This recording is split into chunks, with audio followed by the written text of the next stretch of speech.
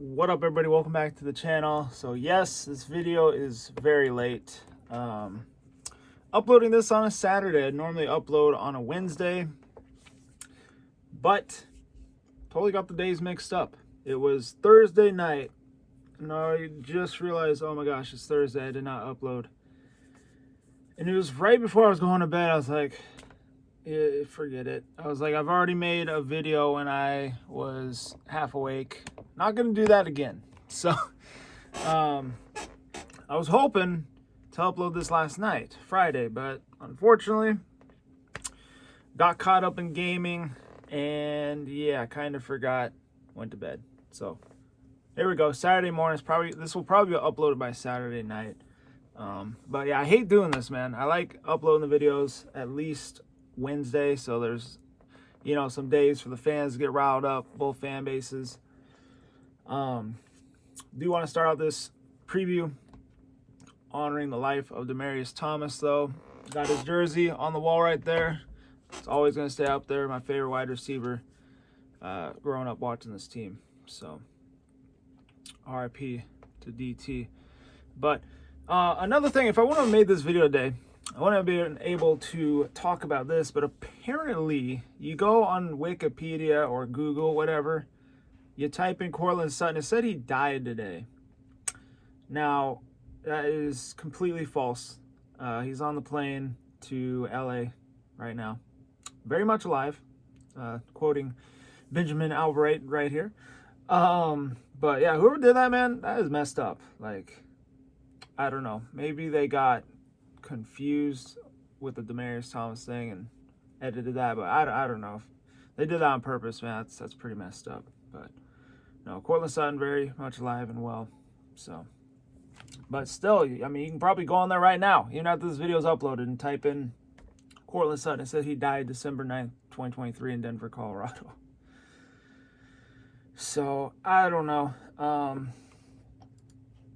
Anywho, don't have much news to talk about. See, this is why I don't like making these videos late, because all my notes I could take, everything, it's all buried deep, and I don't really have much, just kind of winging this preview. But anyway, we'll go into the injury report. The Chargers injury report is actually pretty long. They only have 3 players that are ruled out, though. There's 2 that are questionable. I guess we'll start out with the players that are out. You got guard tackle Zach Bailey is out. Sebastian Joseph Day is out. And Joshua Palmer is out. And then questionable is Otitu Agbonina. Don't know if I said that right. He's questionable. And then you had Amin Ogbong Baminga questionable. What's up with these guys and their names? Full, so the guys that will be playing for the Chargers, you got Justin Hollins, former Bronco. Oh no, Sebastian Joseph Day is good. Dion Leonard is out. My bad. Got them mixed up. Blake Lynch is full. Kenneth Murray Jr. will play. Trey Pipkins III will play. Josh Senior Taylor will play. Nick Vanette will play. And Nick Williams will play. For the Broncos, you have everybody full and one questionable. The one questionable is Samaje Perine, which I don't know if that's going to be a huge loss. Yeah, he does some things good. He also fumbles the ball in clutch situations, I feel like. I don't know. I've noticed that he'll be playing well, and then he'll just fumble the ball away. Or he'll fumble it out of bounds, or he'll fumble and he'll recover it. I mean, there was a fumble he had against the Texans that thankfully got called back. Now, that yeah, I thought it was forward pass. Not gonna lie.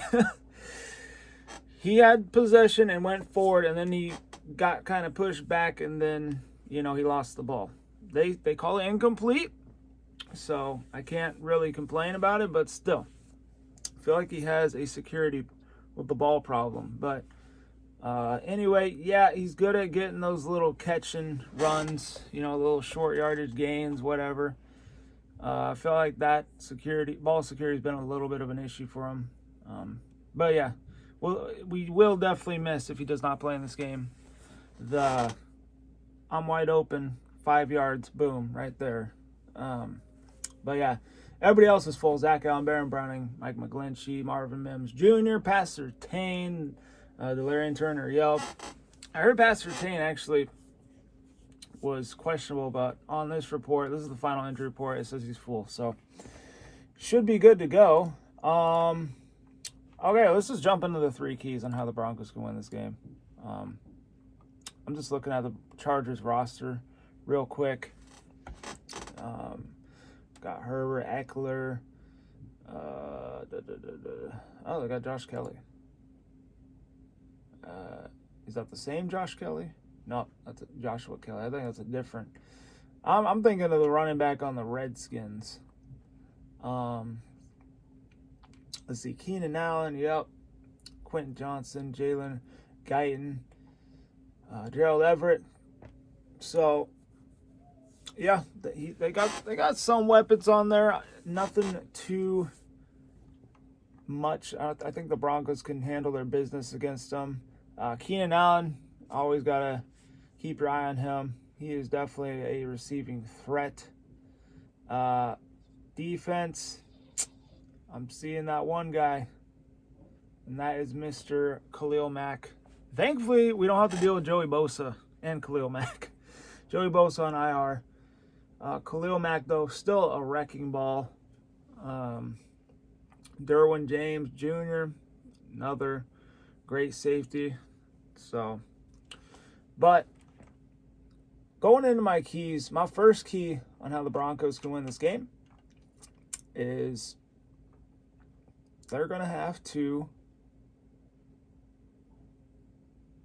pressure Mr. Herbert, Justin Herbert. I thought the Broncos did what they needed to do in the second half on defense against the Texans, but it was the first half that really killed them. And they need to avoid those stupid penalties, like the Alex Singleton penalty he took that led to a touchdown for the Texans. I mean, I kept saying when I was watching the game, I was like, this game should be 9-3 right now. When it was 13-3, I was like, this should be 9-3 right now. But you know, it's just it's small penalties like that come back to bite you. I mean, you take away that touchdown, that's 4 points right there. The Broncos, they go down. They were in field goal range. They could have kicked the field goal and left Houston with a win. So those 4 points pretty critical. I mean, who knows? The game outcome probably could have changed. Maybe it wouldn't have been the same score, but you know, stuff like that. You know, you take away those 4 points, who knows what happens? You know what I'm saying? So, defense needs to play good from the start. Can't afford to get behind. I was kind of curious to see what this team would look like if they started a game behind. And being on the road didn't end very well. I mean, the offense was just, they couldn't get anything going. The defense was kind of keeping them in there, but just when they got it going, it was just too little too late. So, defense, that's number one key right there. They need to come out. They need to play well from the start. Second key is feed Javonte. Okay, and Samaje Perine plays, feed him as well. Same with McLaughlin. I'm loving the trio of running backs we have. I think they've been great. Now, granted, against the Texans, they ran the ball 30 times for 118 yards. And between all three of them, not very much. I believe Russ ran a little bit too, so throw him in there. But yeah, the leading running back was Javonte Williams with 46 yards rushing. So you see what happens when the run game doesn't get going. They have to start passing the ball, and it doesn't look very well. I mean, that's probably the key for the other side. But Broncos, they just need to stick with it. I mean, I can remember against the Vikings on Sunday Night Football. We were not running the ball very well. But, you know, they kept with it. The defense played really well, so I got to give them credit too. That's why I said they're the number one reason. And, yeah, I stuck with it, and there at the end, they had a chance when they were able to run that two-minute drill effectively, get down, and score the only touchdown of the game. Broncos obviously need to score touchdowns in this game, and I think they can. Hopefully they get Jerry Jeudy more involved. He was wide open a couple times last week. But Courtland Sutton, man, he's been one of the best red zone threats in the league this season. 9 touchdowns. Let's make it 10 this weekend. So, yeah, we're going to have to score touchdowns. The Chargers, looking at their defense here, they have the 17th ranked rush defense, so which the Texans had the 9th. Might cause some problems. Texans also the 26th ranked pass defense. The Chargers have the 31st, so almost the worst in the league. So, time to get Jerry Jeudy involved, man. It's time to get him going. And Court, I trust him. He's going to do his thing as well. Maybe we get Mims involved a little bit. And with the receiving tight end, we just don't really have a receiving tight end right now without Greg Dulcich. So, I don't know. Maybe Troutman makes another incredible catch in the end zone. But, yeah, that's second key right there. Third key would probably be, you know what? I'm just going to copy and paste from all the other preview videos I make. Special teams, they got to be perfect again, especially on the road. Can't turn over the ball. Maybe this is the third key. Can't turn over the ball. I mean, win the turnover battle. We lost the turnover battle 3-0. We didn't force any turnovers on the Texans last week. That's the first time in a while that we have not forced a turnover. I mean, the defense has been playing great. I thought they played good last week. They just didn't get the turnovers that they needed. But they had one turnover in Texan territory that got recovered by the Texans. That would have gave the Broncos great field position. At least giving them a field goal chance if they weren't able to score a touchdown. They recovered it. The Texans punted. And then that first play of that drive, that was the interception thrown by Russ. So, who knows? That right there, that was a big swing in the game as well. So, thought that was a big swing in the Singleton penalty early in the game. So, stuff like that, man. Just need the ball to bounce the Broncos' way in this one, really. Special teams, they've been good since the Buffalo game. So, just got to keep doing what they're doing. No stupid penalties. It's a big thing. And the Broncos can do all that. I think they got a chance to win this one on the road. Chargers are 5-7 going in this one. Broncos are 6-6. Broncos got a little bit of help from the Patriots in the playoff picture as they beat the Steelers on Thursday Night Football. That makes the Steelers, that puts them with 6 losses, just like the Broncos. The Broncos win this game, they'll be 7-6, tied with the Steelers. I don't know if they have the tiebreaker over them. We'll find out if the Broncos win. So it's a big game. I got to pick the Broncos in this one. I picked the Broncos and Chargers to split this year. Chargers would take one at home, and the Broncos would take one at their home. But, hey, this is like another home game. Ain't I right? I mean, the Broncos fans show up every time we play the Chargers. It's like 60% Bronco fans, 40% Chargers. It's always orange in that stadium. I expect to see that again. This is a huge game. Broncos need it. We're getting to the point in the season where we're playing meaningful football again. So, yeah, going to have to get this one. I think the Broncos do win this one. It's going to be another nail-biter. Give me a 2019 win. And the Broncos march down, get a field goal, and walk them off. It's going to be another tightly contested divisional matchup. It's going to be like by a point or something. I'm going to take 2019. I'm going to take 2019. They're going to be down 19-17 with a minute left. They hit Courtland Sutton. They get Jeudy. Sets them up for a field goal. Boom, they walk it off. Will Lutz. So, 2019, you heard it here first. But it's going to be a close game no matter what. Either side wins.